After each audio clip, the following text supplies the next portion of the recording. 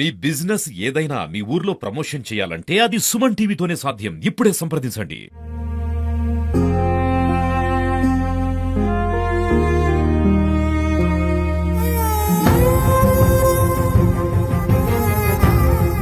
అన్నం తినాలంటే ఇగో సార్, ఇగో ఇట్లా కాలు పెట్టుకొని, ఇగో ఇట్లా సపోర్టింగ్, ఈ చేయి సపోర్టింగ్, ఇట్లా ఇట్లా తింటా సార్.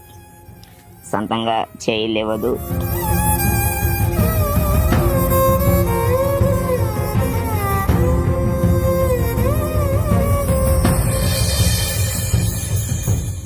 అయినా కూడా నాలో నేను బాధపడకుండా, నేను బాధపడితే మా ఫ్యామిలీ కూడా పిల్లలు బాధపడతారని నేను నా బాధ నేనే దాచుకొని పైకి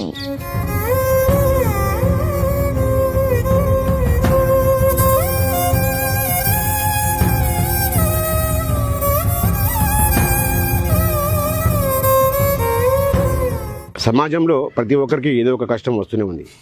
కానీ ఇప్పుడు మనం చూపించబోయే వ్యక్తి మాత్రం పుట్టుకతోనే వైకల్యం వెక్కిరించింది. మరోవైపు వైకల్యం వెక్కిరిస్తున్న తన పిల్లలను బాలను చదువుకోవడానికి నా పడుతున్న కష్టాలు అన్ని కావు. పొద్దున్నే లేవడం, ఎవరో ఒకరు సాయం చేసే తప్ప స్టార్ట్ అవ్వని అతని మోటార్ సైకిల్ పై వచ్చి టౌన్లలో తిరుగుతూ భిక్షాటన చేస్తూ కుటుంబాన్ని పోషించుకుంటున్నాడు. ఎవరైనా తనకు సహాయం చేయాలని అభ్యర్థిస్తున్నాడు. వారి యొక్క దీనగాథను అడిగి తెలుసుకుందాం. వారి మాటల్లోనే అసలు ఏంటి వాళ్ళ పరిస్థితి, వాళ్ళ కుటుంబం నేపథ్యం ఏంటి అడిగి తెలుసుకుని. నమస్తే రవి నాయక్ గారు. ఎక్కడ మీది, అసలు మీది ఎక్కడ, ఏ ఊరు, ఏంటి విషయాలు చెప్పండి. మాది సూర్యాపేట సార్, మునినాయతండ, చిమెమిల మండలం. నా పేరు రవి సార్. నాకు 2 పిల్లలు. నేను ఇట్లా భిక్షాట చేసుకొని గడుపుకుంటా సార్. నేను ఎక్కడైనా భిక్షాటకు పోతే కొంతమంది చెప్పేటోళ్ళు కూడా చెప్తారు సార్, నీకేమైందిరా, పింఛని వస్తున్నాయి కదా, మంచిగా బతుకురాదురా అంటారు సార్. కానీ 4,000 పింఛని కిరాయి కట్టుకోలేక, ఇల్లు ఉంది సార్, మొత్తం గుడిసె లెక్క ఉంది, కారుతుంది, పిల్లలకి ఇబ్బంది అవుతుందని కిరాయికుంటున్నా సార్. అది రూమ్ కిరాయి కట్టుకోక, పిల్లలకి పోసాక చాలా ఇబ్బందులు పడుకుంటా పోతున్నా సార్.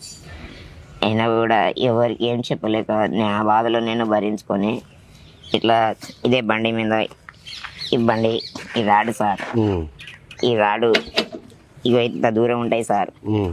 ఇది స్టార్ట్ చేసుకోలేను సార్, ఇట్లా స్టార్ట్ చేసుకోలేను. దీనికి సెల్ఫ్ లేదు. అయినా కూడా ఎండ వచ్చినా వాన వచ్చినా పోతూనే ఉంటా సార్. ఎక్కడైనా ఆపాలంటేనే భయం అయితే సార్, మళ్ళీ ఎవరు స్టార్ట్ చేస్తారని.